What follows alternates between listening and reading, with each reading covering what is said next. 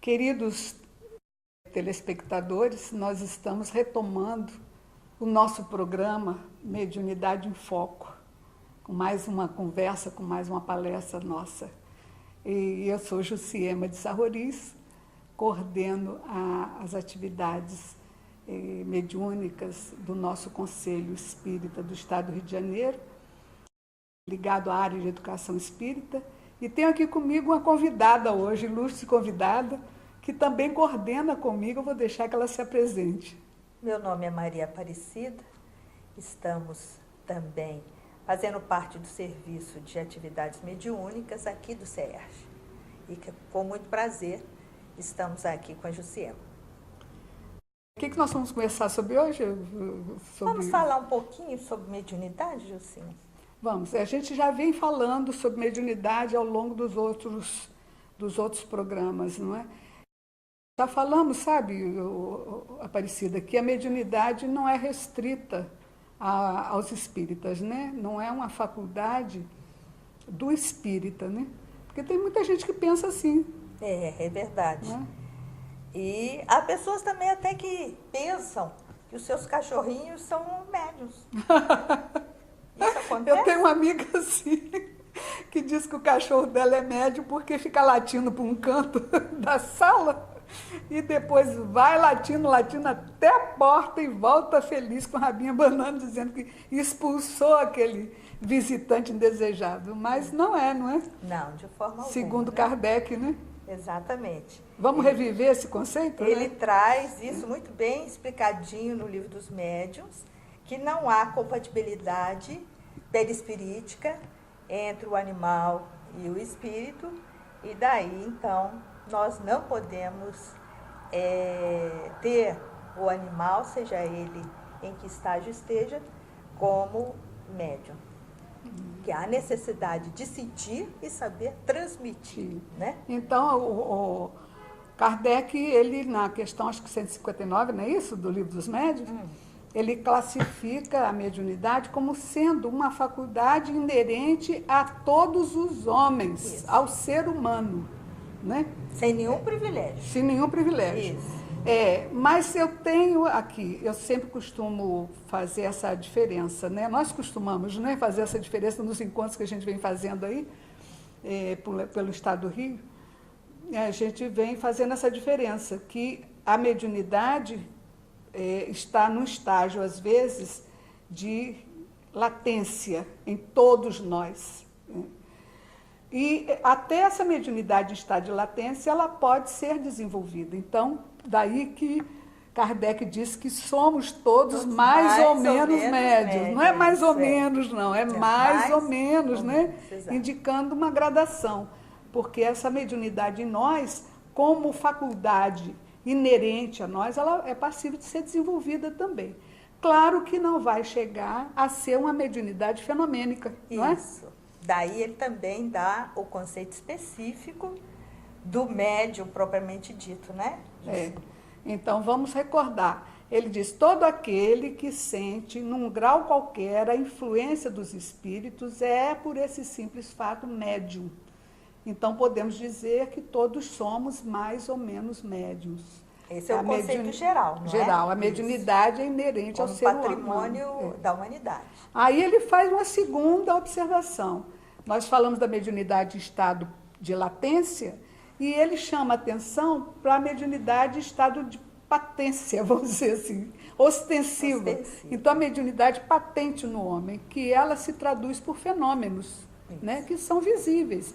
Então, ele diz, todavia, geralmente assim só se classifica, ou seja, como médium, aqueles em quem a faculdade se mostra por efeitos bem caracterizados, né, de uma certa intensidade, o que então depende de uma organização mais ou menos sensitiva. Olha o mais ou menos aí de novo. Pois é.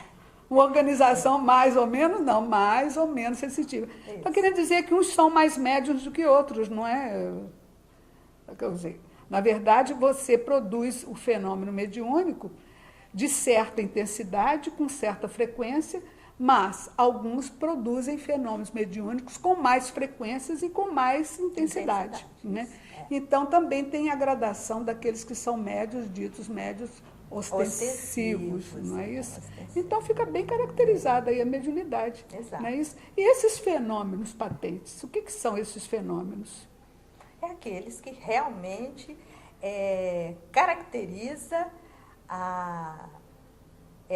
essa comunicabilidade com o mundo espiritual.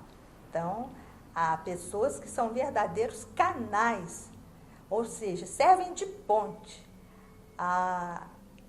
aos espíritos, sentindo e sabendo transmitir. Né? E há uma variedade muito grande, assim como há uma variedade de espíritos comunicantes. Né?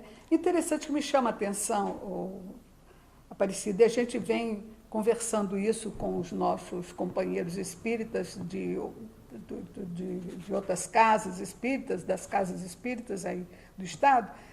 Me chama a atenção o fato de que Kardec colocar que a mediunidade fenomênica, aquela que produz fenômeno, ela depende de organização mais ou menos sensitiva. Significa que a pessoa que nasce com o compromisso da mediunidade, ela tem organização psicofísica diferente?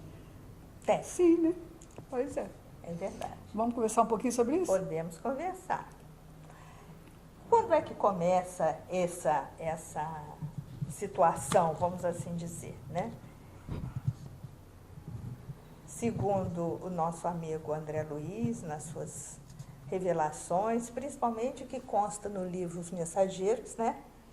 Ele nos fala que há uma preparação perispirítica para que o indivíduo tenha essa faculdade como um avanço para o seu crescimento. São as escolas de médium, né, da espiritualidade, né? É. Do Departamento de Comunicação, parece, do Serviço né? de Comunicação, exato, do Departamento de Comunicação. Ele, então, nos fala, porque o orientador, a quem ele recorre para saber a respeito disso, lhe fala que da espiritualidade parte milhares de médiuns, dirigentes, pessoas capacitadas para o bom uso da mediunidade, mas que, infelizmente, ao reencarnar, esquecem do compromisso assumido, não é?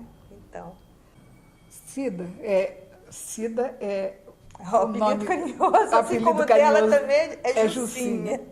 Então, Cida, os interessados no assunto da mediunidade, espíritas e não espíritas, eles têm nos dirigido perguntas através do site que vocês vão ver aqui abaixo. E uma das perguntas que nos fizeram uma vez é o seguinte: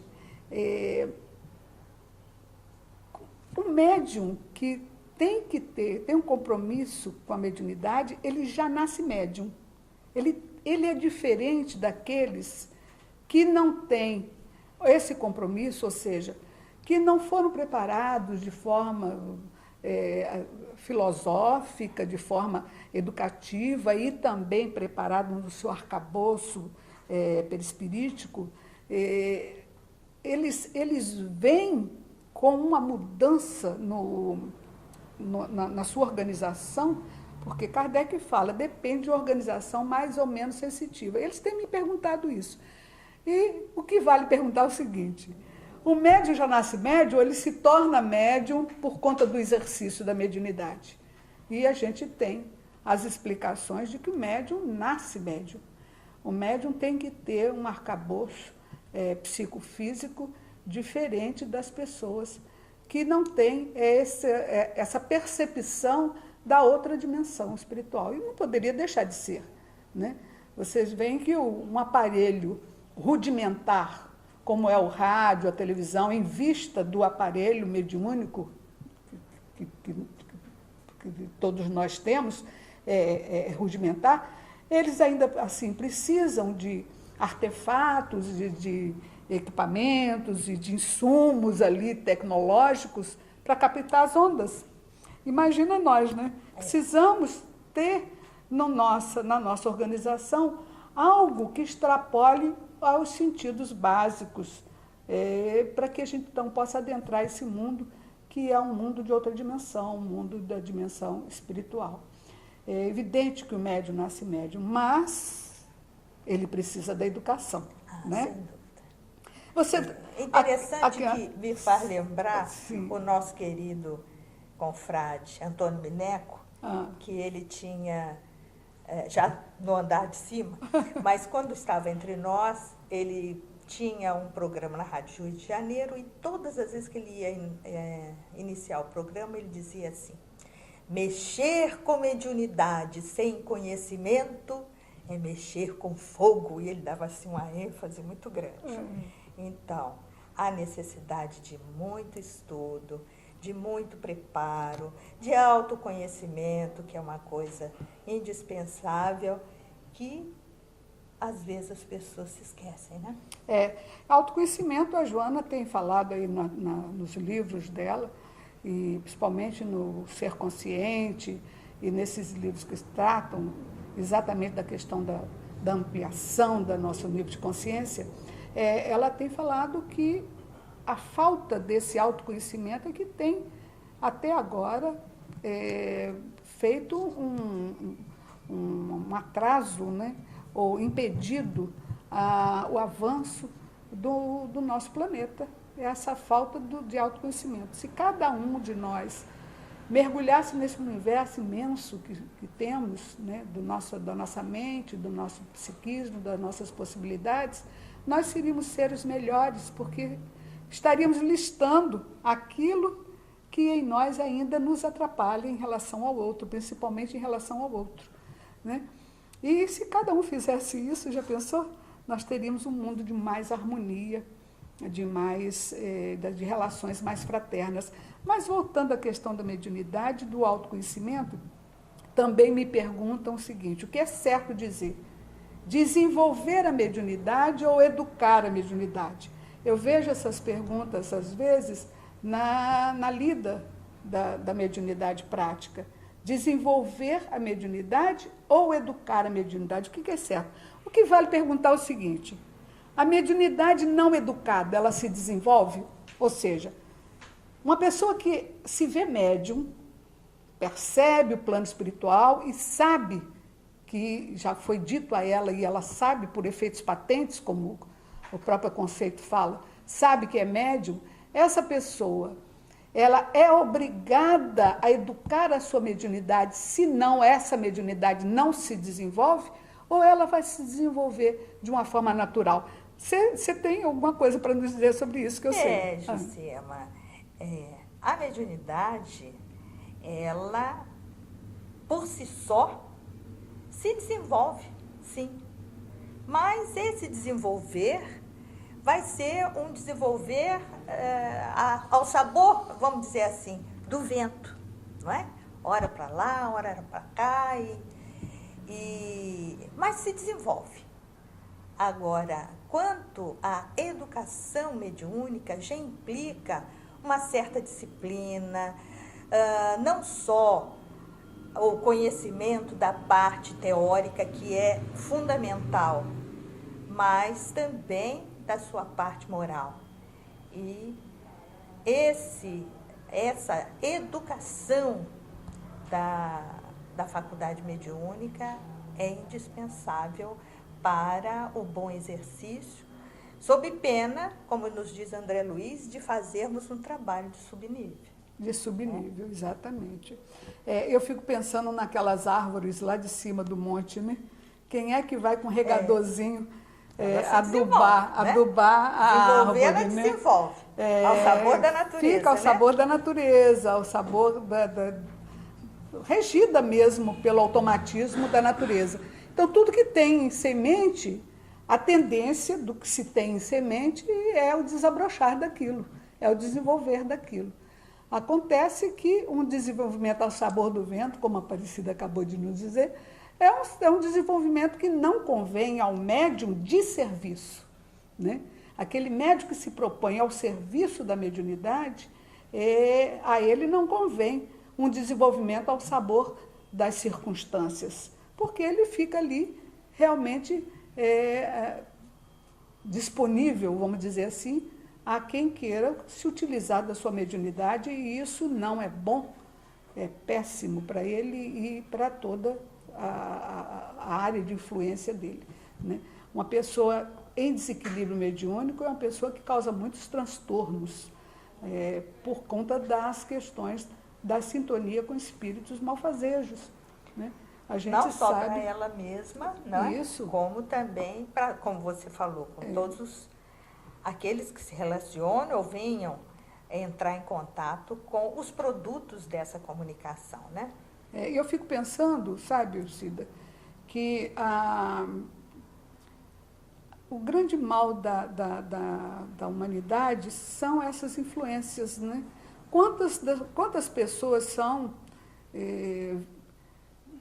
agentes, né, de erros, de crimes, de desacertos na vida, de desequilíbrios na vida, ou até mesmo de desarmonia no seu ambiente de lar, no seu ambiente de trabalho, em função de uma mediunidade mal reconhecida e maltratada e mal disciplinada. E os Espíritos têm nos dito que são essas pequenas obsessões de todos os dias que fazem o atraso da nossa humanidade. Não são as grandes obsessões, interessante, né? São as obsessões sutis. Sutis, né? porque as grandes influências sutis, ou melhor dizer. Porque né? as grandes obsessões, as pessoas já correm para ver, já levam ao centro espírita, já vai procurar tratamento, porque é aquela coisa que incomoda. Mas as pequenas obsessões é que fazem a desarmonia nos lares, a desarmonia no ambiente de trabalho, a pessoa está bem, daqui a pouco não está mais, a pessoa tem uma labilidade emocional, não é? São as pequenas obsessões de cada dia que faz a gente se afastar dos amigos, o desentendimento entre irmãos, entre pais e filhos, família, entre cônjuges, e principalmente em família, porque os inimigos do amor estão por aí mesmo, né? Pois é. Querendo ver o circo pegar fogo, né? E nós estamos aqui em nome de Jesus, todos nós, não somos eleitos não, todos nós temos capacidade de sermos instrumentos do bem na terra, sermos servidores de Jesus. No momento que ele nos chama de irmãos, ele está contando conosco. Então não tem exceção, né? Não tem exceção. Então todos nós, não somos missionários, não somos padres, não somos apenas, somos todos que estamos aqui para tornar o mundo um mundo melhor. Eu gostei muito do nosso papo hoje. Você gostou, Priscila? Muito também. Então, mais uma vez, fica patenteado que a mediunidade é um acréscimo de misericórdia de Deus para conosco, para que a gente aprenda a servir. Isso. A bem servir. A bem servir. A mediunidade servidora, né? Isso. A mediunidade servidora. E aqueles que não são médiuns de efeitos patentes, de qualquer forma, são os médiuns, as mães médiuns, os pais médiuns, os professores médiuns, os médicos médiuns, que quando oram, sintonizam com o plano espiritual, porque já tem no seu arcabouço psíquico aquela mediunidade em latência que favorece a sintonia com a esfera superior e inferior, infelizmente. Mas vamos sempre procurar, então, nas nossas ações e pensamentos, estarmos alinhados com a espiritualidade superior para que essa mediunidade, ainda que latente em nós, possa servir também de instrumento ao bem da terra. Muito obrigada. Até a próxima, se Deus quiser. Uma boa tarde para todos.